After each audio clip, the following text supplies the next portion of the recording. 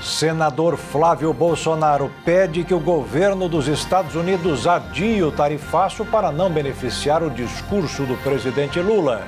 Pré-candidato de Flávio Bolsonaro ao Senado pelo Rio de Janeiro é preso sob suspeita de participar de esquema de desvio de dinheiro.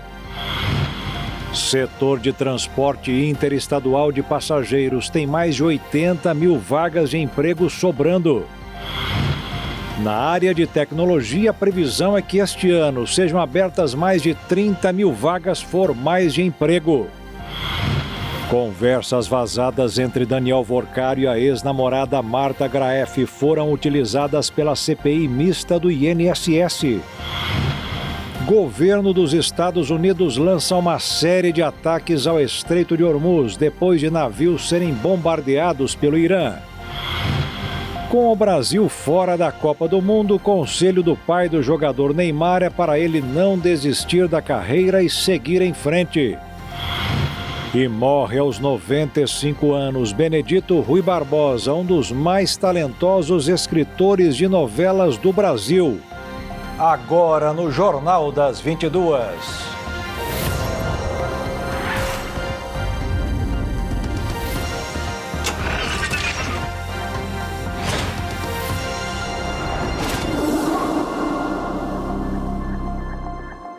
Olá, boa noite. O senador Flávio Bolsonaro pediu hoje que o tarifaço dos Estados Unidos seja adiado. Segundo ele, se a medida for adotada agora, servirá para fortalecer o discurso do presidente Lula. Bolsonaro participou de uma audiência nos Estados Unidos. O senador também saiu em defesa do PIX. A audiência foi organizada pelo Escritório do Representante de Comércio dos Estados Unidos. O encontro faz parte da investigação comercial aberta contra o Brasil, com base na chamada Seção 301 da legislação americana. Entre os pontos analisados estão o comércio digital, o combate ao desmatamento, regras de propriedade intelectual, o mercado de etanol e também o PIX. O sistema brasileiro de pagamentos instantâneo foi citado pelos Estados Unidos como um dos temas ligados à disputa comercial. Durante a apresentação, Flávio Bolsonaro defendeu o PIX e afirmou que o sistema não representa concorrência desleal para empresas americanas. Segundo o senador, o mecanismo ampliou a inclusão financeira no Brasil e também beneficiou empresas estrangeiras que atuam no país.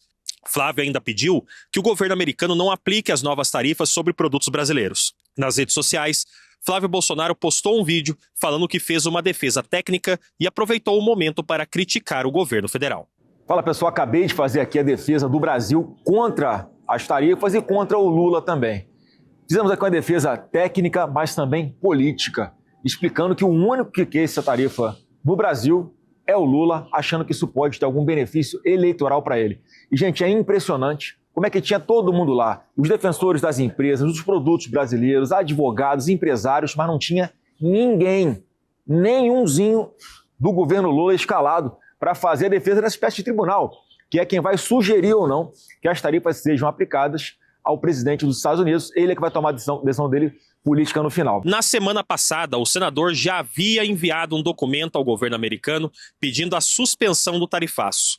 O material gerou reação do presidente Lula, que acusou integrantes da família Bolsonaro de atuarem contra os interesses do Brasil.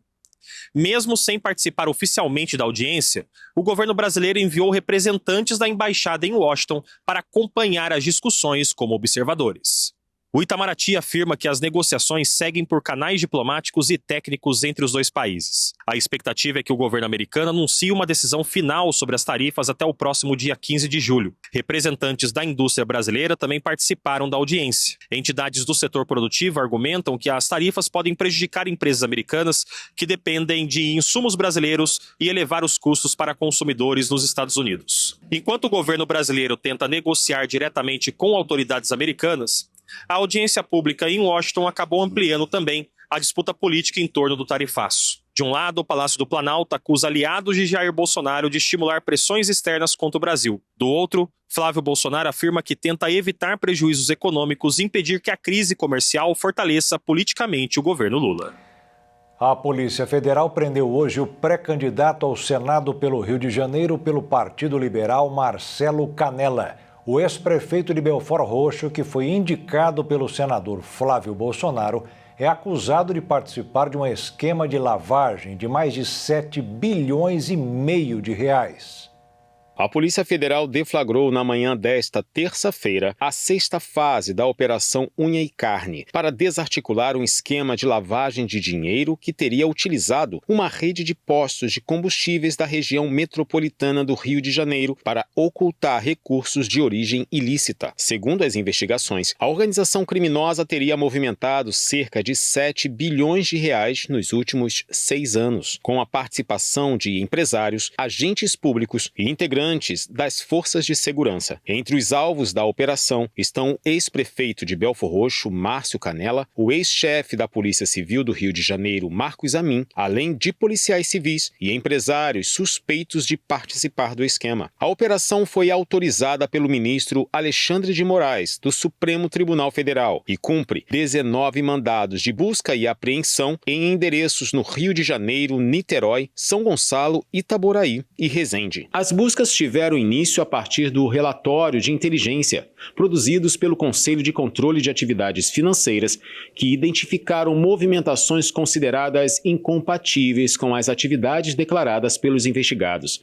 Para a Polícia Federal, os postos de combustíveis eram utilizados para dar aparência de legalidade ao dinheiro obtido por meio de organizações criminosas, com o uso de empresas e transações financeiras para dificultar o rastreamento dos recursos. A Justiça determinou o sequestro de bens e a suspensão das atividades econômicas de empresas ligadas ao grupo. Os investigados poderão responder pelos crimes de organização criminosa, lavagem de dinheiro, contratação direta ilegal e por outros delitos, que poderão ser identificados durante o avanço das investigações. A operação integra a Missão Redentor 2, força-tarefa coordenada pela Polícia Federal para combater organizações criminosas com atuação no estado do Rio de Janeiro. Segundo a corporação, as apurações continuam para identificar novos envolvidos, rastrear o destino dos recursos movimentados pelo esquema e aprofundar as investigações sobre a participação de agentes públicos na estrutura criminosa.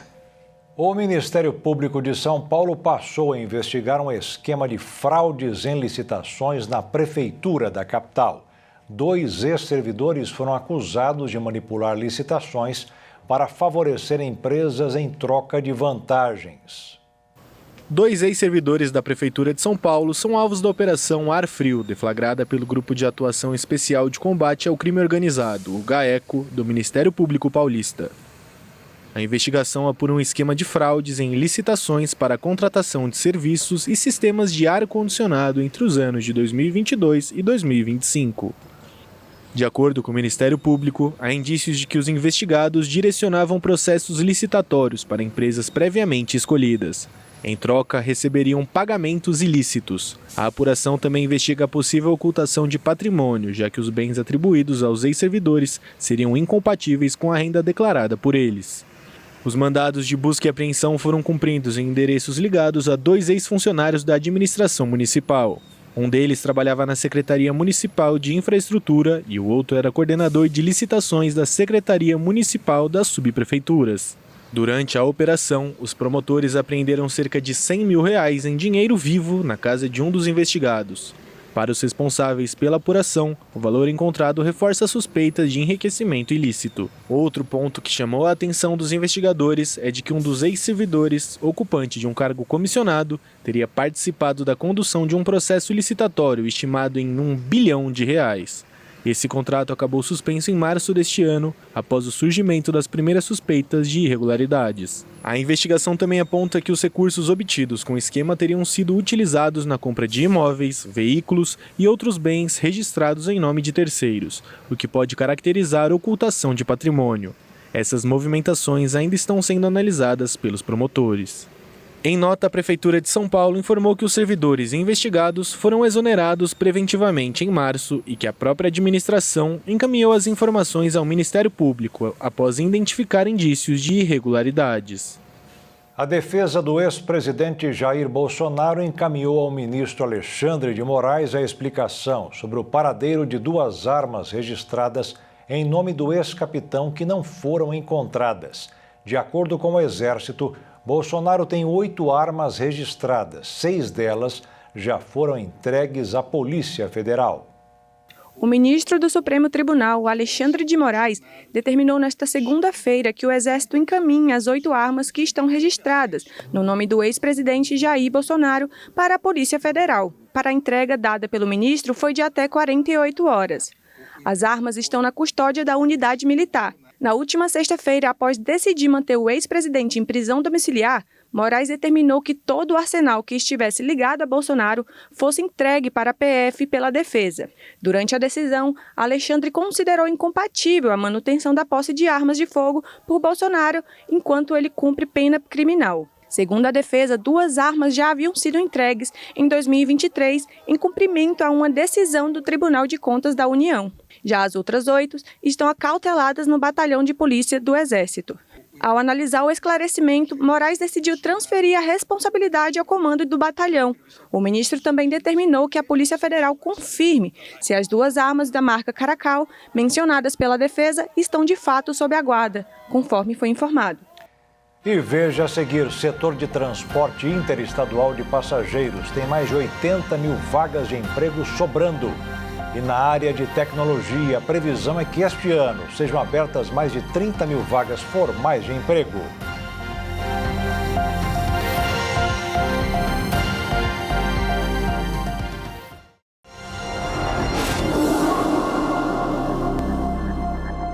As empresas de tecnologia estão operando em ritmo cada vez mais acelerado e para quem mora no Brasil, a previsão é de que até o fim do ano sejam abertas mais de 33 mil vagas formais de emprego.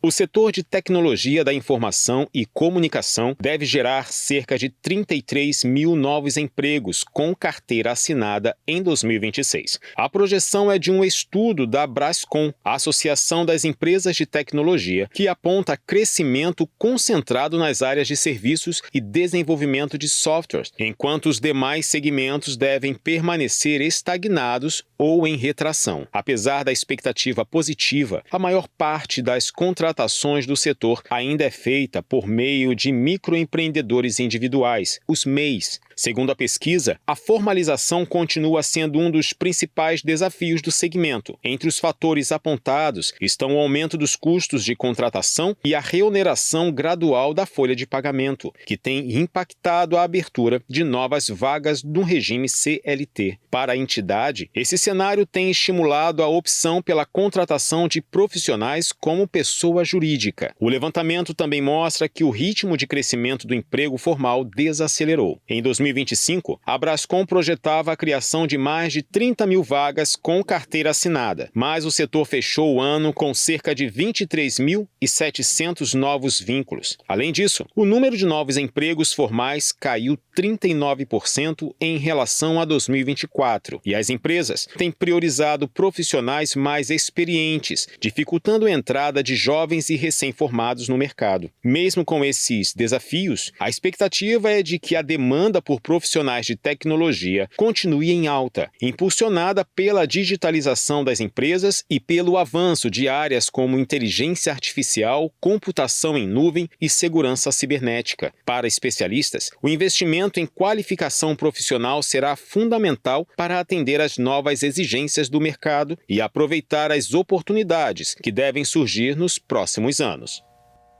O Senado aprovou hoje o PIX Pensão Alimentícia. O texto foi aprovado de forma simbólica, sem a necessidade de votos, e precisará agora apenas da sanção do presidente Lula. De acordo com o projeto da deputada Tabata Amaral, do PSB de São Paulo, quem tem direito à pensão deve pedir à Justiça que seja registrado o PIX do devedor para que no dia certo o valor seja debitado na conta. Se não houver saldo, haverá bloqueio financeiro até que ele pague o que deve. O mercado financeiro mundial reagiu com cautela hoje diante das novas ações no Golfo Pérsico entre Irã e Estados Unidos. A apreensão voltou aos negócios. No Brasil, o dólar subiu 0,39%, cotado em R$ 5,15. E a Bolsa de Valores de São Paulo caiu 0,25%, aos 172.021 pontos. Estão sobrando vagas de motoristas de ônibus interestaduais no Brasil. As empresas do setor estão com dificuldade para contratar novos profissionais. As pessoas habilitadas não mostram interesse em viagens longas, o que resulta em dormir fora de casa. O transporte rodoviário interestadual de passageiros enfrenta um desafio que vai além das estradas. De acordo com a Associação Brasileira das Empresas de Transporte Terrestre de Passageiros, a ABRAT, o Brasil tem mais de 60 mil motoristas atuando no setor, mas seriam necessários quase 86 mil para atender a demanda. O déficit de cerca de 30% ainda afeta diretamente a operação das empresas, mas o cenário preocupa. Isso porque a maior parte dos profissionais está próxima da aposentadoria e o setor encontra dificuldade para renovar a mão de obra. Uma das principais razões é a mudança no perfil dos trabalhadores. As longas viagens e as noites passadas fora de casa têm afastado novos profissionais da carreira. Muitos motoristas preferem atividades que permitem voltar para casa todos os dias, como o transporte por aplicativo, o táxi, o transporte urbano ou até o transporte de cargas. Enquanto novos motoristas não chegam, muitas empresas têm recorrido a profissionais já aposentados para manter as escalas de viagem. Mas a própria ABRAT alerta que essa é apenas uma solução temporária, já que esses trabalhadores também podem enfrentar dificuldades para renovar a habilitação profissional nos próximos anos. Outro desafio é a baixa participação das mulheres na profissão. Segundo a entidade, as longas jornadas e a necessidade de passar dias fora de casa ainda são barreiras para a entrada de novas profissionais. Para mudar esse cenário, programas de capacitação têm buscado incentivar a formação de motoristas mulheres. Agora, a ABRAT e a Confederação Nacional dos Trabalhadores em Transportes Terrestres preparam uma nova pesquisa nacional para entender o que tem afastado novos profissionais da carreira e buscar soluções para garantir a renovação da categoria e o futuro do transporte rodoviário no país.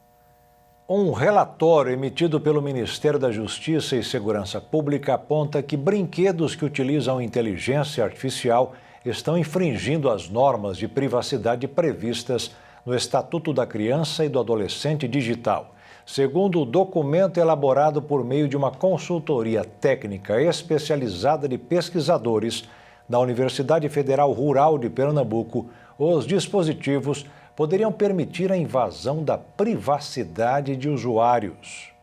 A análise foi feita pela Secretaria Nacional de Direitos Digitais e avaliou 6 modelos de brinquedos com inteligência artificial vendidos no Brasil. Entre eles estão robôs interativos e um tablet infantil, que utilizam câmeras, microfones e sensores para captar voz, imagem e comportamento das crianças, em alguns casos integrados a sistemas de IA como o ChatGPT. De acordo com o Ministério da Justiça, há indícios de descumprimento do ECA Digital, da Lei Geral de Proteção de Dados e do Código de Defesa do Consumidor. O principal alerta para a coleta excessiva de informações pessoais, incluindo dados biométricos, além da possibilidade de criação de perfis comportamentais para publicidade direcionada, prática proibida quando envolve crianças e adolescentes. A nota técnica foi enviada à Secretaria Nacional do Consumidor e à Autoridade Nacional de Proteção de Dados, que deverão apurar as possíveis irregularidades. O documento também aponta que alguns fabricantes estrangeiros podem não ter representantes legais no Brasil, o que dificulta a fiscalização e a responsabilização em caso de problemas. O governo afirma que a intenção é antecipar riscos antes que eles provoquem prejuízos aos consumidores. O tema já mobiliza autoridades em outros países, após casos envolvendo vazamento de gravações de crianças e respostas inadequadas fornecidas por brinquedos com inteligência artificial. O frio chegou e, junto com ele, aumentou o movimento nos principais destinos turísticos do Rio Grande do Sul. A Serra Gaúcha é a grande ocupação dos hotéis e a expectativa é de uma das melhores temporadas de inverno dos últimos anos. As baixas temperaturas transformam a paisagem e também a rotina de cidades da Serra Gaúcha. Com o início do inverno, a procura por hospedagem aumentou e a rede hoteleira da região das Hortênsias já começou a sentir os efeitos da alta temporada. Nos primeiros dias de julho, a ocupação dos hotéis chegou a 75%, índice considerado positivo pelo setor. O frio é um dos principais atrativos do Rio Grande do Sul e a expectativa para os próximos meses é ainda maior. A projeção do estado é de que mais de 5 milhões de turistas passem pelo território gaúcho durante o inverno, impulsionando toda a cadeia ligada ao turismo. Dados da Secretaria Estadual de Turismo apontam um aumento de 21% na intenção de viagens em relação ao ano passado. pico do movimento deve ocorrer durante as férias escolares. A expectativa é de que a média de ocupação dos hotéis chegue a 80% nas próximas semanas. Outro dado que chama a atenção é o crescimento no número de visitantes internacionais. Os turistas americanos lideram o ranking de estrangeiros que procuram o Rio Grande do Sul, seguidos por argentinos e uruguaios. Quem escolhe a Serra Gaúcha para aproveitar o inverno costuma permanecer entre 3 e 4 dias na região. A expectativa do setor é de que a temporada de inverno supere os resultados registrados nos últimos anos e consolide o Rio Grande do Sul como um dos principais destinos turísticos do país durante o período de baixas temperaturas. E veja a seguir: conversas vazadas entre Daniel Vorcário e a ex-namorada Marta Graeff foram utilizadas pela CPI mista do INSS.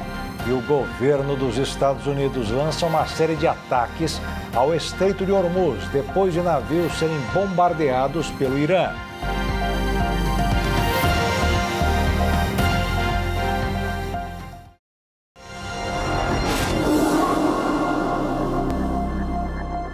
Conversas vazadas entre Daniel Vorcário e a ex-namorada Marta Graeff serviram de material na Comissão Parlamentar Mista de Inquérito do INSS.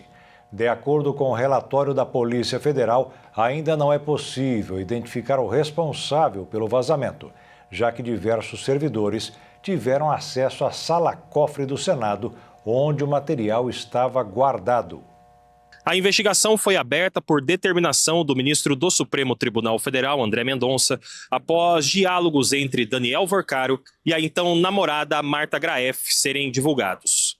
Segundo o relatório da Polícia Federal, os arquivos publicados apresentam compatibilidade técnica com o material extraído do celular do banqueiro e disponibilizado à CPI do INSS. Apesar da conclusão sobre a possível origem do vazamento, a Polícia Federal afirma que ainda não foi possível identificar os responsáveis. Isso porque diversos parlamentares, assessores e também servidores tiveram acesso ao conteúdo armazenado na sala-cofre do Senado durante os trabalhos da comissão. Para avançar nas investigações, a Polícia Federal pretende solicitar ao Supremo acessos aos registros de entrada na sala-cofre e as mensagens, além de imagens de câmera de segurança do local. Durante uma diligência, esses documentos não foram entregues porque, segundo os servidores do Senado, não havia autorização judicial específica para a liberação. Em nota, o presidente da CPMI, senador Carlos Viana, afirmou que ainda não teve acesso formal ao relatório e disse que só vai se manifestar no processo. O parlamentar também ressaltou que os dados permaneceram sob custódia da sala-cofre, com controle de acesso, e defendeu que todos os registros e imagens sejam periciados. Segundo ele, o mesmo material também passou pela Polícia Federal e pela presidência do Senado, e a origem do vazamento ainda precisa ser comprovada pela investigação. A Polícia Federal aguarda agora novas autorizações do Supremo para aprofundar a apuração. O objetivo é reconstruir toda a cadeia de acesso aos arquivos e identificar quem teve participação no vazamento das conversas do banqueiro Daniel Vorcário. Os Estados Unidos lançaram uma série de bombardeios contra o Irã em resposta aos ataques a embarcações que foram alvos do país persa nesta terça-feira no Estreito de Hormuz. A TV estatal iraniana informou que várias explosões foram registradas em Sirik, cidade portuária no sul do Irã, próxima ao Estreito de Hormuz. Ainda segundo a mídia estatal, o chanceler iraniano disse que os ataques violam o cessar-fogo e provocarão ações decisivas.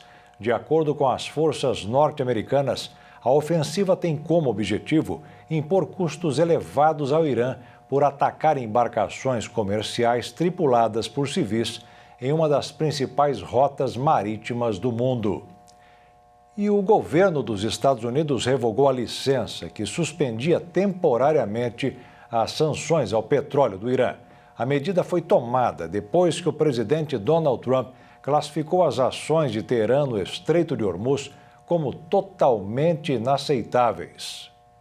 Segundo a agência britânica, a primeira embarcação foi atingida por um projétil cuja origem não foi identificada, que a atingiu pelo lado de bombordo, ao largo da costa de Omã, causando um incêndio. O Catar, um dos mediadores no conflito no Oriente Médio, denunciou que o metaneiro Al-Hekayat foi atacado enquanto navegava perto do Estreito de Hormuz e responsabilizou o Irã. O órgão britânico informou que 2 petroleiros foram atingidos na área e um terceiro foi impactado por um veículo aéreo não tripulado de origem desconhecida e sofreu danos estruturais menores. Nos 3 casos, a agência informou que não houve feridos nem danos ambientais. Os incidentes ocorreram apesar do cessar-fogo entre Estados Unidos e Irã na Guerra do Oriente Médio, que começou com ataques americanos e israelenses contra Teherã no fim de fevereiro. O futuro do Estreito de Hormuz, uma rota fundamental para as exportações de hidrocarbonetos do Golfo, que o Irã bloqueou durante a guerra, é um dos pontos do atrito das negociações com os Estados Unidos para pôr fim de forma definitiva no conflito. A passagem de um supertufão por territórios americanos no Pacífico deixou milhares de pessoas sem energia elétrica. As autoridades relataram muitos danos, mas não houve o registro de mortes. O teste do pezinho é fundamental para a saúde e o desenvolvimento das crianças, mas apesar da notícia ser tão antiga, o Brasil ainda não dá acesso a todos os recém-nascidos. A cobertura do teste do pezinho no Brasil ainda está abaixo da meta de universalização. Segundo o Ministério da Saúde, apenas 87% dos recém-nascidos realizam o exame pelo Sistema Único de Saúde. Especialistas alertam que a falta do diagnóstico precoce pode provocar sequelas irreversíveis em crianças com doenças raras e congênitas. Atualmente, o SUS oferece a triagem para 6 grupos de doenças, entre elas fenilcetonúria, hipotiroidismo congênito, doença falciforme, fibrose cística, hiperplasia adrenal congênita e deficiência de biotinidade. No entanto, a cobertura ainda é desigual entre as regiões do país, principalmente em áreas mais distantes dos grandes centros, onde o acesso à coleta e aos exames confirmatórios é mais difícil. Os dados mais recentes mostram que a região sul apresenta o melhor índice de cobertura, com mais de 92% dos recém-nascidos testados. Já o norte e nordeste registram os menores percentuais, com cerca de 75% e 79%, respectivamente. Pesquisadores apontam que essa desigualdade compromete o diagnóstico precoce e o início do tratamento, fundamentais para evitar complicações permanentes. A lei que prevê a ampliação do teste do pezinho para cerca de 50 doenças foi sancionada em 2021, mas a implementação passou a ser feita de forma gradual e deve ser concluída até 2030. Enquanto isso, alguns estados e municípios já oferecem versões mais amplas do exame, com capacidade para identificar um número maior de doenças raras. Para o Ministério da Saúde, a expansão depende da estruturação da rede de diagnóstico e do acompanhamento dos pacientes. Especialistas defendem que, além de ampliar o número de doenças rastreadas, é essencial garantir que todos os recém-nascidos tenham acesso ao exame, independentemente da região onde nasceram. Os golpes contra idosos continuam fazendo vítimas em Mato Grosso do Sul. Só no primeiro semestre deste ano, mais de 1.500 ocorrências de estelionato foram registradas, tendo pessoas acima de 60 anos como alvo. Para tentar mudar essa realidade, a Polícia Civil tem reforçado as orientações de prevenção. Quem nunca foi vítima de tentativa de golpe? Umas 5, só esse comecinho de ano. O Luiz Carlos, da Polícia Civil, veio conversar com o pessoal do Centro de Convivência do Idoso Vovó Ziza. E na palestra para prevenir golpes, uma dica essencial. Quando uma pessoa quer resolver alguma coisa assim, na hora, é para agora, quer resolver, envolve a pessoa com uma história e a pessoa fica envolvida naquilo e fala, nunca resolva naquele mesmo momento, aquela hora. E só com essa atitude evita muito a maioria dos golpes. Na cartilha distribuída, regras básicas. Senha e códigos são secretos. Banco não pede acesso ao celular. Desconfie de prêmio fácil. Não clique em links suspeitos. Hoje, muitas pessoas de terceira idade também são envolvidas com, às vezes, relacionamentos amorosos, que a pessoa tenta envolver, pega uma carência de uma pessoa, tenta envolver a pessoa e pede dinheiro e tal, e geralmente as pessoas estão caindo nesse golpe. No primeiro semestre deste ano, foram 1.520 ocorrências de estelionato com foco em pessoas com mais de 60 anos de idade. A média é de quase 9 casos por dia em Mato Grosso do Sul. Eu estava batendo um papo aqui com a dona Antônia e ela estava me dizendo que ela já foi vítima de tentativa de golpe várias vezes. A última vez faz algumas semanas e foi a tentativa do golpe do falso advogado. Em resumo, o que aconteceu, dona Antônia? Ele mandou lá no meu celular dizendo que eu tinha meu processo foi liberado e que eu estava liberada para ir pegar o dinheiro, que era R$70 mil. Aí eu peguei e passei para minha filha, né? Que era negócio de processo de carro, que bateu, não sei o quê, sabe? Aí eu passei para minha filha falou, mãe, isso é golpe. Aí tá. Aí no outro dia já era outro advogado. Era uma mulher, a mesma coisa. Aí eu tornei a mandar para ela, falei, mãe, isso aí eles trocam todo dia de advogados para pegar. Pode ignorar isso aí. Aí foi isso. E lembre-se, uma vez enviado dinheiro para golpistas, o prejuízo é certo. Eles têm uma rede, né, já especializada nisso daí de cobertura. Então, você passa um Pix para o número daquele Pix, daquela conta, já vai para outro, e fica cada vez mais difícil rastrear. É difícil recuperar, então? Geralmente é. A gente fala para as pessoas e elas não acreditam, né, que vai cair num golpe, né? Então, a gente tem que estar muito bem orientado. Muito boa essa palestra. E a seguir, com o Brasil fora da Copa do Mundo, o conselho do pai do jogador Neymar é para ele não desistir da carreira e seguir em frente. E morre aos 95 anos Benedito Rui Barbosa, um dos mais talentosos escritores de novelas do Brasil.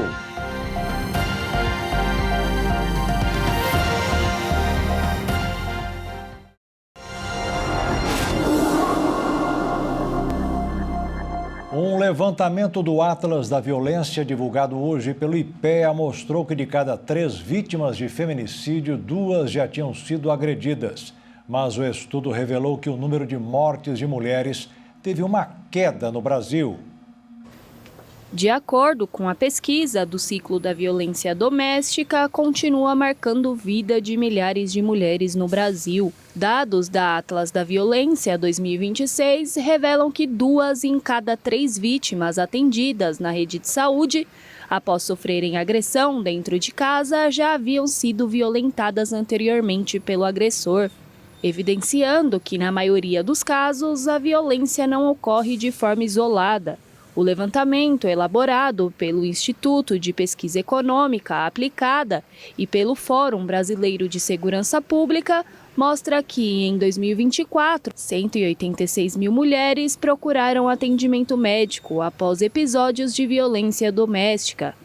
Entre elas, 100 mil relataram que já tinha sofrido ao menos uma agressão anterior, o equivalente a 66% dos registros com resposta válida, ou cerca de 276 casos por dia.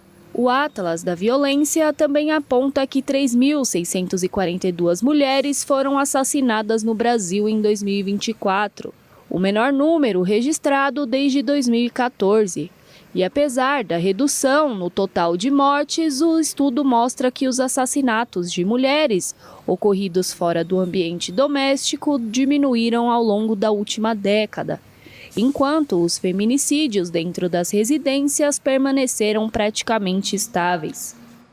A interferência do presidente dos Estados Unidos, Donald Trump, na Copa do Mundo não deu certo. O atacante Balogun entrou em campo depois de ter um cartão vermelho anulado pelo presidente da FIFA, Gianni Infantino, mas não fez quase nada. Os americanos foram goleados por 4-1 e estão fora da disputa pelo título.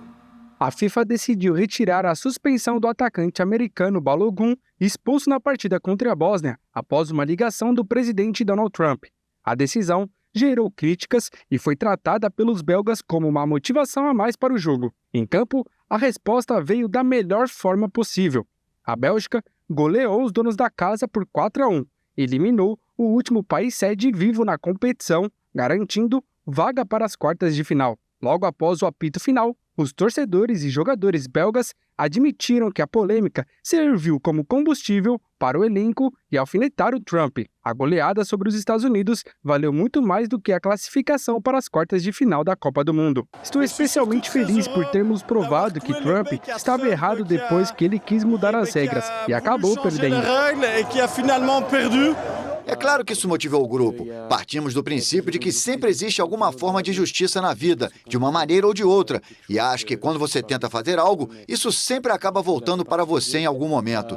Hoje tivemos aquele pouquinho de sorte extra que fez a bola entrar, que fez as coisas correrem a nosso favor e que nos permitiu vencer a partida. Mesmo assim, o discurso dentro do grupo era de que a reclamação não poderia desviar o foco da equipe. O atacante Luque Bacchio afirmou que se a FIFA autorizou a participação de Balogun, cabia à Bélgica apenas entrar em campo e vencer. No fim das contas, o que a gente podia fazer? Não vamos ficar chorando. Se ele tinha permissão para jogar, então podia jogar. Só temos que manter o foco. Caso contrário, se entrarmos em campo pensando demais que é injusto, não conseguiremos os resultados que obtivemos hoje. Agora, depois de eliminar o último anfitrião da Copa do Mundo, a Bélgica terá pela frente um dos maiores desafios da competição. Nas quartas de final, os belgas enfrentarão a Espanha tentando alcançar apenas a terceira semifinal de Mundial em toda a sua história. A Corte Europeia de Direitos Humanos decidiu hoje que criticar e ofender juízes de futebol é uma liberdade de expressão, mas decidiu estabelecer limites se a pessoa não puder provar, por exemplo, que houve corrupção ou manipulação de resultados. A decisão do Tribunal Europeu dos Direitos Humanos foi divulgada após o pedido de ex-dirigentes do Porto Clube de Futebol de Portugal terem sido condenados a multas por declarações feitas, nas quais se questionava certos árbitros e o sistema de arbitragem como um todo, após partidas que envolviam especialmente o clube rival Benfica.